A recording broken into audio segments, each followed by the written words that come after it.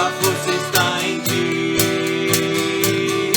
Não iremos desistir, nós vamos perseverar, resistindo até o fim. Com Jesus vamos morar, sem temor vamos seguir, confiando no Senhor. Nossa força está em ti, está em ti. Não iremos desistir, nós vamos perseverar, resistindo até o fim. Com Jesus vamos morar, sem temor vamos seguir, confiando no Senhor. Nossa força está em ti. Tu és santo, verdadeiro. Jesus, vem e escreve o teu nome em nós.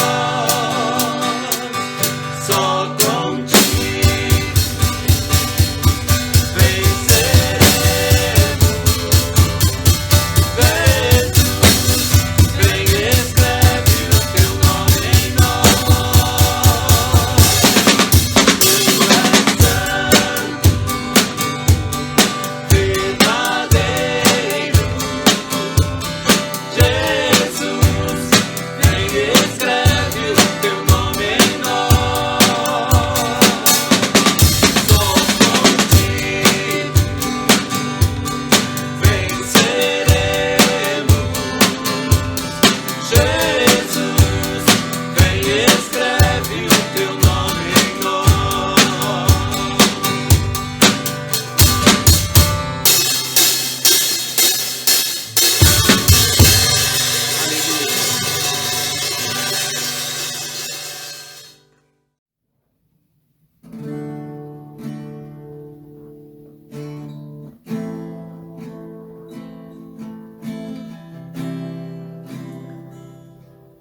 Nós te adoramos, Jesus, na beleza da sua santidade, Senhor. Assim como os anjos estão te adorando nesse momento, nós queremos levantar a nossa canção de amor ao Senhor. Mais uma vez, todos unidos, numa só fé, um só batismo, mesmo que distantes. O mesmo Espírito que está em mim é o que está no meu irmão que está assistindo isso agora. Eu oro para que o Senhor toque cada vida, Senhor, nesse momento, no nome de Jesus. Digno é o Cordeiro que foi morto, Santo, Santo Ele é.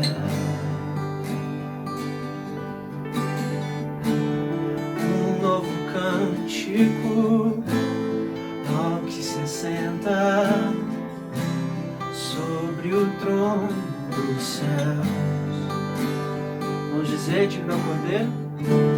Digno é o Cordeiro que foi morto, Santo, Santo Ele é.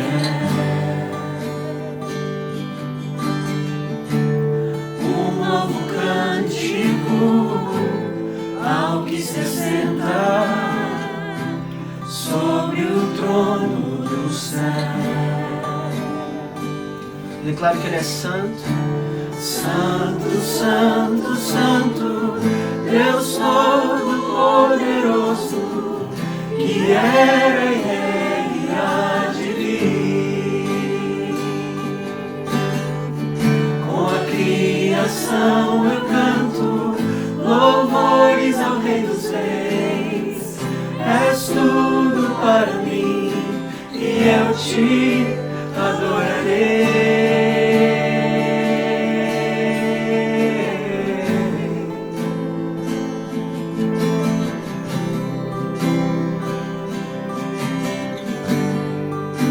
Está vestido no arco-íris, sons de trovão, luzes, relâmpagos, louvores, honra e glória, força e poder para sempre, ao único Rei eternamente. Está vestido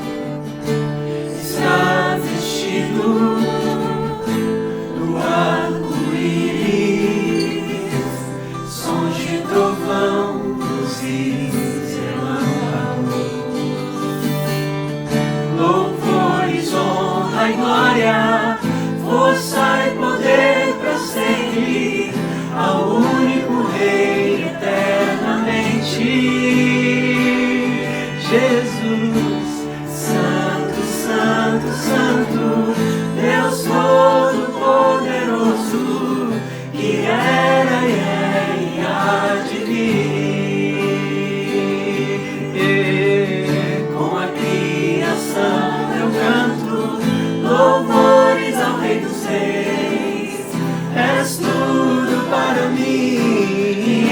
te adorarei.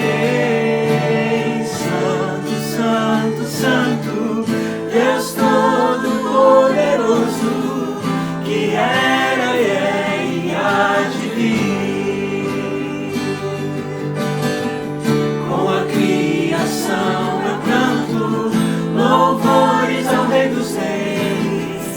És tudo para mim e eu te adorarei.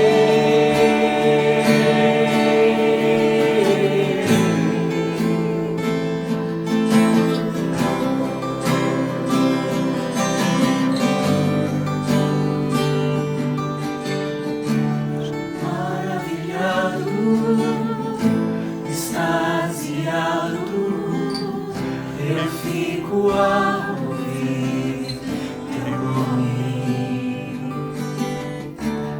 maravilhado, extasiado, eu fico a ouvir teu nome. Jesus, Jesus, teu nome é força, é fôlego de vida, misteriosa.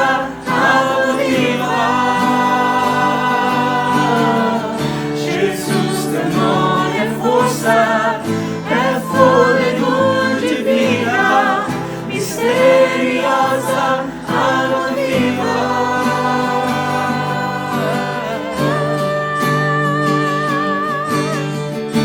Santo, Santo, Santo, Deus Todo-Poderoso, que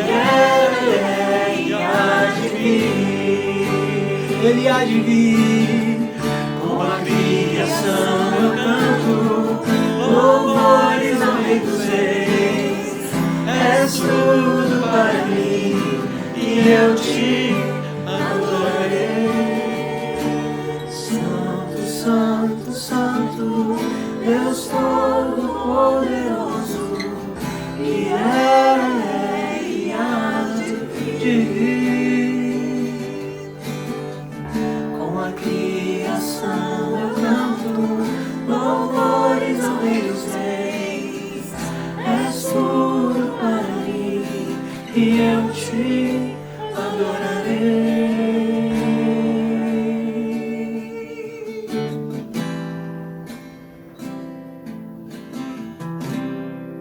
Eu te adorarei, Jesus.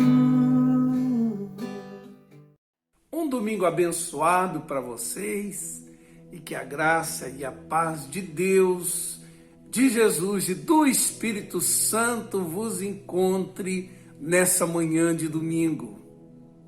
Louvado seja Deus, porque depois de um longo tempo privados do nosso culto presencial, o que muito nos entristeceu, estamos voltando.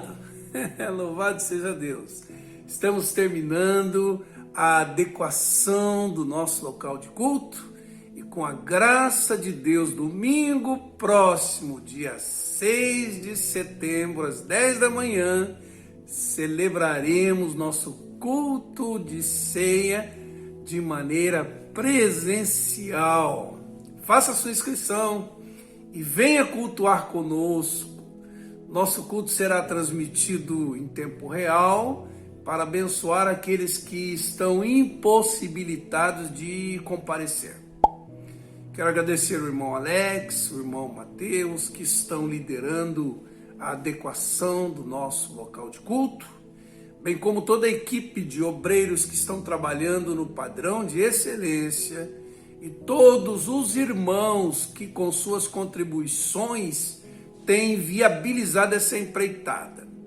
E se você deseja fazer sua contribuição, é só apontar seu celular para o QR Code que aparece na descrição do vídeo e ele levará você às informações de nossa conta. Eu agradeço também a todos os irmãos que esperaram pacientemente a volta dos nossos cultos presenciais e aqueles que pastorearam a igreja através das células, das redes e dos vídeos diários postados no YouTube, bem como os levitas que nos serviram em culto. Que Deus abençoe a todos em nome de Jesus. Vamos orar, queridos. Vamos entregar a continuidade desse culto nas mãos do Senhor, em nome de Jesus. Ore comigo. Senhor Deus, em nome de Jesus, queremos te agradecer pelos grandes livramentos que o Senhor tem nos concedido. Também pela provisão sobrenatural que tem chegado a todos nós. Te agradecemos por nos sustentar espiritualmente durante esse período tão difícil. E pela possibilidade de voltarmos aos nossos cultos presenciais. Eu te agradeço pela fidelidade do seu povo, que não derivou a sua identidade de um local de culto, mas que apesar dos encontros serem apenas virtuais, permaneceram como parte de um organismo vivo, a saber, a tua igreja, corpo de Cristo. Oro, meu Deus, pelas famílias que estão passando por dificuldades relacionais, por dificuldades financeiras, ou por enfermidades, sejam emocionais ou físicas, ou sofrendo um ataque de ordem espiritual patrocinado pelo inimigo. Peço em nome de Jesus que haja reconciliação, entendimento, perdão, onde quer que haja um litígio. Peço o teu suprimento sobrenatural para aqueles que estão vivendo um tempo de privação. Peço também a tua cura, seja para a alma ou para o físico, assim como peço a tua libertação de todo levante do inimigo, de toda articulação do mal, de toda ingerência maligna, em nome de Jesus, protegendo essas famílias que pertencem a ti, para a glória de Jesus. Amém e amém. Queridos, desde domingo passado nós decidimos voltar para o Evangelho de Mateus.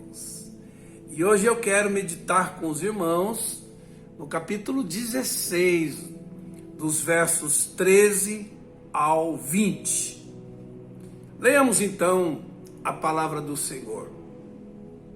E chegando Jesus às partes de Cesareia de Filipe, interrogou seus discípulos dizendo: quem dizeis os homens ser o Filho do Homem? E eles disseram: uns dizem que é João Batista, outros Elias, e outros Jeremias, e outros um dos profetas. Disse-lhes ele: e vós, quem dizeis que eu sou? E Simão Pedro, respondendo, disse: tu és o Cristo, o Filho do Deus vivo. E Jesus, respondendo, disse-lhe: bem-aventurado és tu, Simão Barjonas, porque não foi carne nem sangue quem tu revelou, mas meu Pai que está nos céus.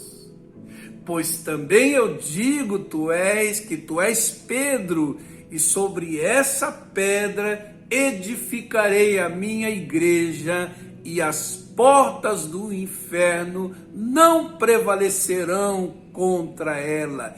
E eu darei as chaves do reino dos céus, e tudo que ligares na terra será ligado nos céus. Então mandou os seus discípulos que a ninguém dissessem que ele era o Cristo. Quem é Jesus para você? Esse é o assunto de que nos ocuparemos nessa manhã de domingo.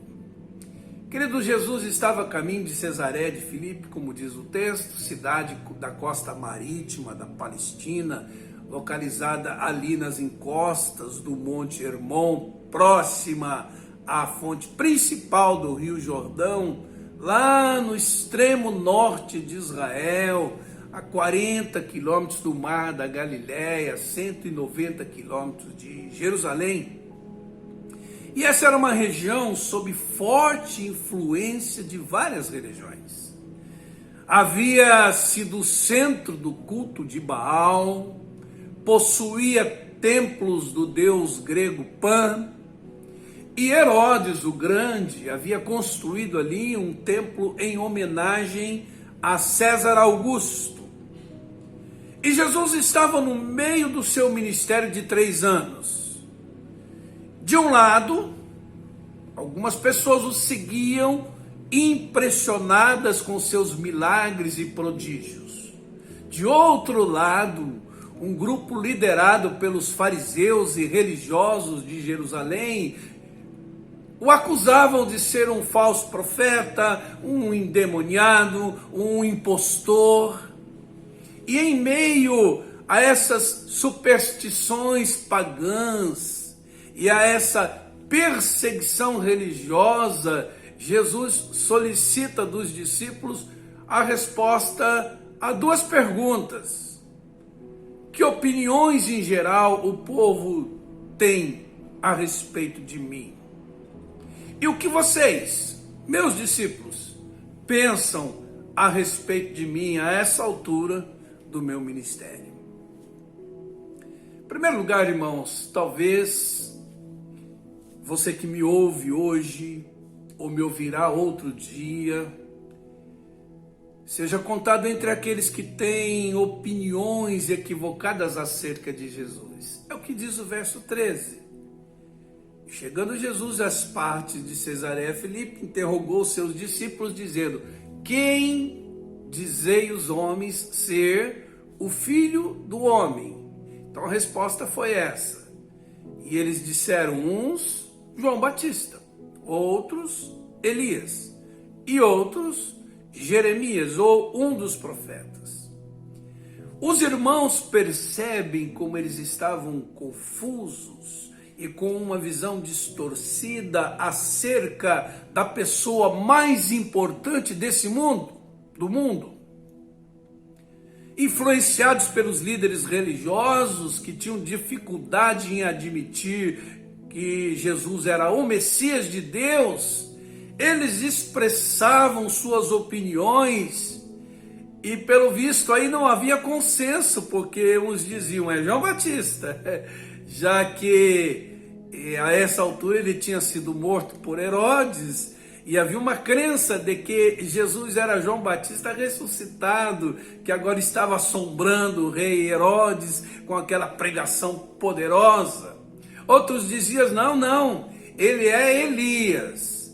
De fato, tem uma profecia no livro de Malaquias, no capítulo 4, verso 5, que Deus haveria de mandar o profeta Elias, mas é o espírito daquele ministério profético, antes do terrível dia do Senhor. E quem sabe também identificaram Jesus com Elias por causa dos milagres operados por ele serem muito semelhantes aos milagres operados por Elias. Então alguns judeus alimentavam essa crença. Outros diziam, não, ele é Jeremias, que era um profeta sofredor, que estava muito identificado com a esperança messiânica. E como Jesus viveu uma vida de sofrimento, alguns criam ser ele o próprio profeta Jeremias. E por fim, outros criam que dos antigos profetas tinha ressurgido em Jesus. Irmãos, o que essas opiniões tinham em comum? Primeiro, que Jesus não era um homem comum, claro, em razão dos seus feitos. Por isso, era identificado com grandes profetas. Segundo, eles criam na transmigração da alma e na possibilidade de que Jesus pudesse ser a reencarnação de algum profeta. Ou seja, eles não discerniram que Jesus era o próprio Filho de Deus. Então, as respostas colhidas confirmaram as desconfianças de Jesus. Apesar de gozar de uma certa popularidade entre o povo, ele não era discernido em sua verdadeira identidade de Messias. Irmãos, qual é o problema que essas opiniões equivocadas a respeito de Jesus podem gerar? O problema é que essa é uma questão crucial da vida. A vida, especialmente a vida eterna, depende dessa resposta, irmãos. Ao longo da história, houve vários debates acerca de quem é Jesus. Por exemplo, os ebionitas acreditavam que Jesus era apenas uma emanação de Deus. Os gnósticos não acreditavam na sua divindade, como algumas seitas de hoje não acreditam. Os arianos não acreditavam na sua eternidade. Vamos entender? Então, historicamente, sempre houve equívocos a respeito da pessoa de Jesus. Mas, infelizmente, ainda hoje, há muitos com opiniões equivocadas com relação à pessoa de Jesus. Jesus é respeitado e admirado. Muitos creem no Jesus histórico, que ele foi um espírito iluminado, um mestre, um profeta.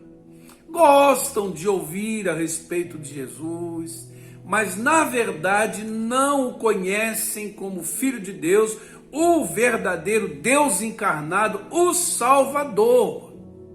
E há também daqueles que escarnecem de Jesus, como, por exemplo, considerando Jesus um homem mortal, que casou com Maria Madalena, teve filhos, como aparece no romance do Código da Vinci, e assim por diante. Filmes feitos sobre ele, baseado nos evangelhos apócrifos, são escarnecedores da pessoa de Jesus. Queridos, esse discernimento, essa revelação de quem de fato é Jesus, é a questão mais importante da vida de um ser humano. A vida, a morte, a ressurreição de Jesus são a essência da fé cristã. Jesus é o centro, Jesus é o eixo, Jesus é a base, Jesus é o alvo e a fonte de toda a vida cristã. Fora dele não há redenção, não há salvação, não há esperança. Segundo lugar, talvez você, como Pedro, tenha recebido do Pai revelação sobre quem é Jesus. Por isso, você é um bem-aventurado, você é uma bem-aventurada. Verso 15 disse-lhes ele: e vós quem dizeis que eu sou? E Simão Pedro respondendo disse: tu és o Cristo, o Filho do Deus vivo. Irmãos, diferente das opiniões equivocadas dos religiosos e consequentemente do povo e de alguns teólogos da história, Pedro recebeu sem reservas a missão messiânica de Jesus. E é interessante observar que o artigo o Cristo, o Filho do Deus vivo, no grego é um artigo definido, dando a ideia de que ele é o único e verdadeiro Cristo, o ungido de Deus, o Messias de Deus prometido, o Salvador. E como Filho do Deus vivo, ele tinha a natureza de Deus, ele era Deus desde o princípio, como diz João, capítulo 1, verso 1, no princípio era o Verbo, e o Verbo era Deus. E seguiu sendo, depois da sua encarnação, seu nome é Emmanuel, é Deus conosco. É a expressão do Filho do Deus vivo, que contrasta com os pseudos deuses pagãos de pedra, de metal, de madeira, destituídos de personalidade e vida. Ele é filho do Deus vivo. Agora, esse discernimento que Pedro e você e eu tivemos, veio como uma revelação da parte de Deus. Por isso é que nós somos bem-aventurados, irmãos. Jesus disse: bem-aventurado és tu, Simão Barjonas, porque não foi carne e sangue quem te revelou, mas meu Pai que está nos céus. Essa expressão, não foi carne e sangue quem te revelou, significa que não dependeu do esforço humano, da inteligência humana, da elucubração humana, não dependeu, ou seja, esse tipo de conhecimento é dado diretamente por Deus, sem a ajuda dos sentidos humanos ou das faculdades humanas, ou seja, Deus mesmo escolhe quando quer comunicar-se com os homens. E nisso, queridos, reside nosso privilégio, nossa bem-aventurança, o discernimento de Pedro e o que tivemos sobre Jesus veio como revelação de Deus. Por isso, queridos, o que sabemos de Jesus não é opinião, mas uma convicção gerada por Deus em nosso espírito. E isso mudou a nossa vida, isso mudou o nosso destino eterno. Nós não só compreendemos quem de fato é Jesus, como o recebemos, essa revelação de Deus, quando os olhos da nossa alma foram abertos para Deus, para a obra de Jesus, para o próprio Jesus. Sem a obra de Deus em nós, irmãos, nós não poderíamos confessar Jesus como Messias. Por isso, deveríamos agradecer a Deus todos os dias por termos recebido de Deus essa revelação. Por exemplo, Paulo era um homem brilhante, muito culto. Todavia, o que fazia diferença em seu ministério, e ele deixa isso claro, não era a sua cultura, não era a sua inteligência, mas a revelação que recebia diretamente de Deus. Por isso ele escrevendo aos Gálatas, capítulo 1, verso 15, ele diz: mas quando aprouve a Deus, que desde o ventre de minha mãe me separou e me chamou pela sua graça, revelar seu Filho em mim, para que o pregasse entre os gentios, eu não consultei carne e nem sangue. Em terceiro lugar, como um bem-aventurado, você é parte de uma igreja vencedora, de uma igreja imbatível, porque seu edificador e seu fundamento é Jesus. Se não veja os irmãos, verso 18. Pois também eu te digo que tu és Pedro. Pedro, grave bem essa palavra. E sobre esta pedra, olha, Jesus está fazendo um trocadilho aí. Pedro e pedra. Eu edificarei a minha igreja, e as portas do inferno não prevalecerão contra ela. Então, como eu disse, Jesus usa esse trocadilho, Pedro e pedra, e sobre esta pedra edificarei minha igreja. Por isso que alguns interpretam que sobre Pedro Jesus edificaria sua igreja, defendendo com isso o primado papal. Mas a palavra Pedro, aí no grego é Petros, significa fragmento de pedra, pedrinhas. Enquanto a palavra pedra, sobre a qual Jesus vai edificar sua igreja, é Petra, significa rocha maciça e não um fragmento de pedra. E mais, essa palavra é um substantivo feminino, que não concorda com o gênero masculino Pedro. E ademais, irmãos, a igreja não poderia ser edificada sobre um homem tão frágil como Pedro, nem sobre qualquer outro. Por exemplo, logo depois de afirmar a messianidade de Jesus, Pedro tenta dissuadi-lo de ir à cruz, como diz aí o verso 22 que se segue.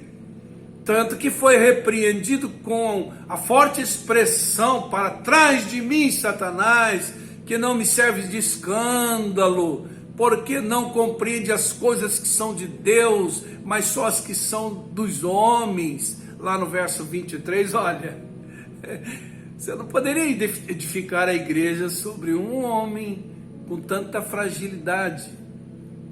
Isso sem contar, irmãos, outras demonstrações de fraqueza reveladas por Pedro, digo, que era temperamental, ele era autoconfiante demais, ele negou Jesus, que dormiu no Getsêmani quando deveria vigiar com Jesus, que cortou a orelha do soldado Malco por ocasião da prisão de Jesus, que foi repreendido por Paulo em razão da sua dissimulação. Enfim, queridos, não daria para edificar a igreja sobre qualquer ser humano maculado pelo pecado. Portanto, a pedra é o próprio Jesus, declarado por Pedro como o Cristo, o Filho do Deus vivo. Jesus é a pedra de esquina, ou a pedra angular sobre a qual a igreja é edificada. Ela é a medida de tudo na construção. Efésios capítulo 2, verso 20 diz: edificados sobre o fundamento dos apóstolos e dos profetas, de que Jesus Cristo é a principal pedra de esquina. 1 Coríntios capítulo 3, verso 11 diz: porque ninguém pode pôr outro fundamento além do que já está posto, o qual é Jesus Cristo. Então, irmãos, louvado seja Deus, porque nós pertencemos a uma igreja cujo edificador e fundamento é Jesus. Vejam quanta pessoalidade contida nesse texto. Eu te digo, Pedro, que eu edificarei a minha igreja. Jesus, só Jesus pode ser o fundamento e o edificador dessa igreja. Digo isso, irmãos, porque há muitas religiões por aí que levam o nome de igreja, mas o fundamento é calcado em cima de uma filosofia, de uma revelação extra-bíblica, do humanismo, e que Jesus nem é reconhecido como Deus. Algumas são edificadas sobre homens, mas graças a Deus, porque o edificador dessa igreja é o Senhor Jesus Cristo. Por isso ela não depende de mim, ela não depende de homem nenhum. Ela vai ficar, ela vai permanecer, ela vai dar muito fruto, ela será sempre imbatível, porque o edificador dela é Jesus. Você concorda com isso? Se você crê nisso de todo o coração, então diga um amém bem alto aí onde você está. Em quarto lugar, irmãos, e as portas do inferno não prevalecerão contra essa igreja, como diz o verso 18. Jesus deixa claro que a igreja não está no mundo para ficar na defensiva, para sobreviver, para conservar o número de salvos. Não, ela está aqui para avançar, para ameaçar e prevalecer contra as portas do inferno. Então, meu irmão, minha irmã, vocês pertencem a uma igreja que está na ofensiva, que é voz de comando, que é voz profética, que está no mundo para exercer sua autoridade e não para viver acuada, intimidada. Ela está nesse mundo para ditar e fazer a história. Ela não está aqui para travar conflitos teológicos, doutrinários, denominacionais, brigando entre si, não, porque o seu inimigo está bem claro, bem definido. São as portas do inferno que não prevalecerão contra ela. E aqueles que, como Pedro, sabem a verdade a respeito de Jesus e professam essa verdade, fazem parte de um povo que Deus poupará, que Deus protegerá, que Deus dará a vida eterna e manterá a salvação da justa condenação do inferno. livres, digo, da justa condenação do inferno. Em quarto lugar, como parte dessa igreja, você recebeu de Deus a autoridade e poder para conspirar com ele o reino. Verso 19, ele diz: eu te darei as chaves do reino dos céus, e tudo que ligares na terra será ligado nos céus. O reino dos céus é o reino que Jesus veio inaugurar. Quando Jesus começou a pregar, sua mensagem foi: arrependam-se, porque é chegado o reino dos céus. O reino de Deus chegou porque o rei está aqui. O reino dos céus é o domínio de Deus sobre a humanidade, sobre o cosmos, sobre toda a criação. E Jesus disse: Pedro, eu vou te dar as chaves desse reino. As chaves simbolizam poder e autoridade para abrir e entrar pelas portas. O que abre e fecha o reino de Deus aos homens, irmãos, é a pregação do evangelho. Aquele que ouve e crê tem a porta aberta.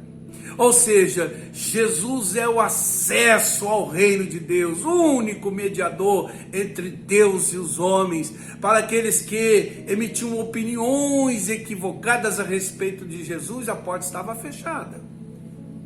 Mas Pedro usou essa chave que lhe foi dada no dia de Pentecostes, quando diante da multidão ele se levantou e anunciou Jesus Cristo, e naquele dia 3.000 creram que Jesus era o Cristo e entraram no reino dos céus. Essa é a chave. Tudo que ligares na terra será ligado nos céus. Na literatura rabínica, ligar é proibir e desligar é permitir. Aquilo que convém ser feito e o que não convém. E eu já ensinei para vocês esse princípio no tema de batalha espiritual. Concluindo, irmãos, quem é Jesus para você? Você tem opiniões ou convicções a respeito de Jesus? E como disse, essa é uma questão crucial da vida. A vida, especialmente a vida eterna, depende dessa resposta que você vai dar. E você que recebeu de Deus a revelação para crer em Jesus como Senhor e Salvador da sua vida, para discernir a obra da cruz feita em seu favor, como Cristo, o Filho do Deus vivo, entrou no seu coração, você faz parte de uma igreja triunfante, de uma igreja vencedora, cujo edificador e fundamento é Jesus. Então você é também, como Pedro, um bem-aventurado, porque nessa igreja você está guardado, protegido. As portas do inferno não vão prevalecer contra ela, e como parte dessa igreja, você recebeu de Deus esse glorioso encargo de, através da pregação do evangelho, abrir a porta do reino de Deus para muitos. Amém, queridos? Louvado seja Deus por isso. Vamos orar, queridos? Senhor Deus, hoje queremos te agradecer porque não nutrimos em nosso coração opiniões equivocadas a respeito de Jesus. Mas aprove ao Senhor revelar-se a nós, abrindo nosso entendimento espiritual, desvendando os nossos olhos espirituais, concedendo-nos o grande privilégio de reconhecermos em nosso espírito Jesus como Cristo, o ungido, o Filho de Deus encarnado, que morreu por nós na cruz e ressuscitou, dando-nos a salvação sem que nenhum de nós merecesse. Louvado seja teu nome por essa bem-aventurança que nos alcançou e que fez total diferença em nossa existência, marcando-a com a vida abundante de Jesus, e bem como com a vida eterna, nossa esperança. Te agradecemos também porque somos parte de uma igreja cujo edificador e o fundamento, a rocha, a pedra de esquina é Jesus. Por isso somos parte dessa igreja invisível, cujas portas do inferno não prevalecerão. ao seu avanço. Louvamos o teu nome, porque somos parte de uma igreja que não está na defensiva, não, mas que avança, que luta, que ameaça as portas desse inferno. Senhor, abençoa a semana entrante dos seus filhos, conceda-lhes uma semana de frutos, de realizações em Ti, de prática do bem, de vitória. Seja sobre todos a graça do Senhor, confirma sobre todos a obra de suas mãos, apareça a tua obra aos teus servos e a tua glória sobre os teus filhos, em nome de Jesus.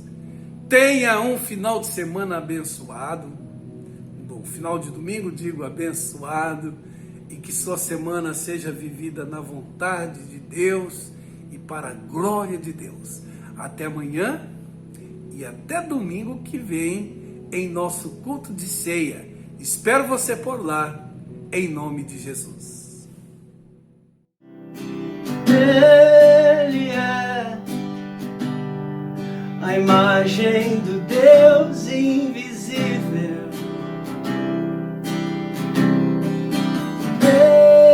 Ele é Senhor sobre a criação,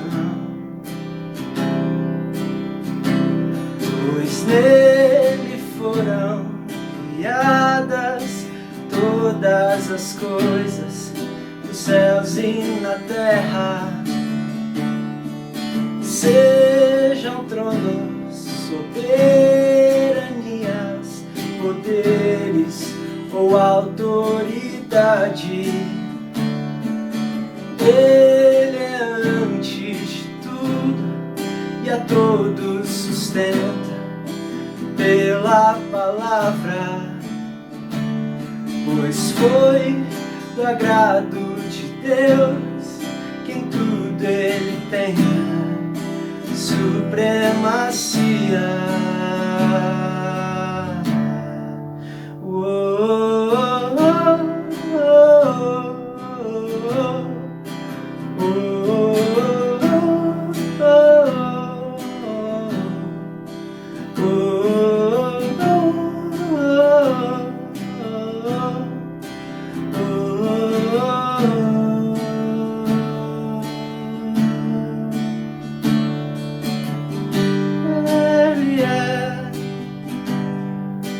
Resplendor da glória do Pai, Ele é a exata expressão do seu ser, pois nele foram criadas todas as coisas, nos céus e na terra. Sejam tronos, soberanias, poderes ou autoridade,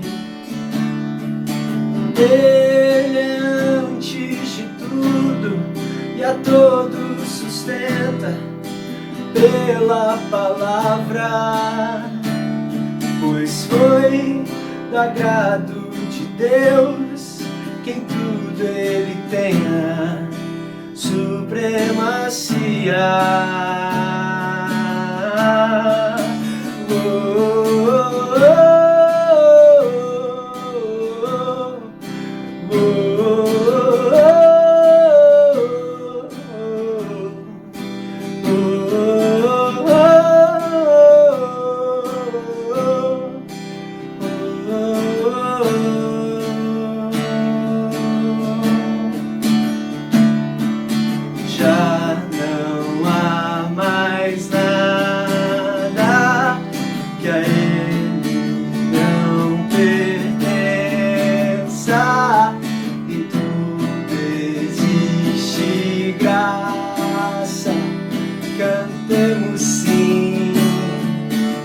Pode dizer isso? Já não há mais nada que a Ele não pertença, em tudo existe graça.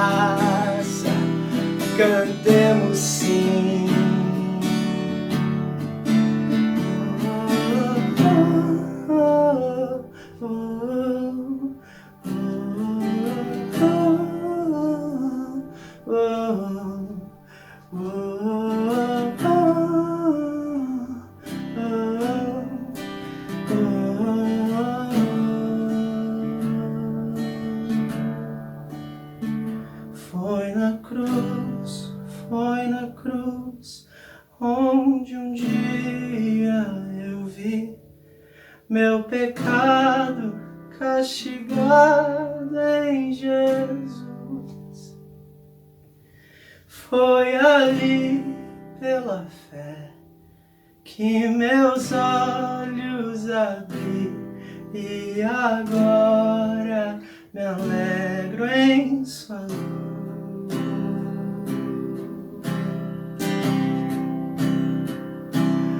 Foi na cruz, onde um dia eu vi meu pecado castigado em Jesus.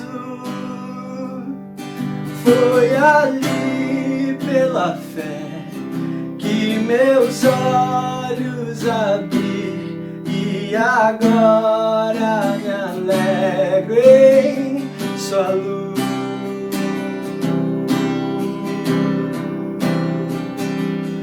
Foi na cruz, onde um dia eu vi meu pecado castigado em Jesus.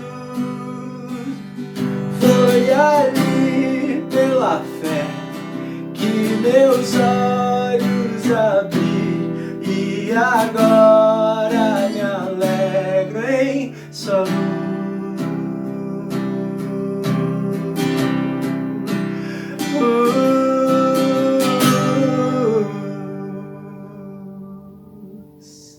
Aleluia!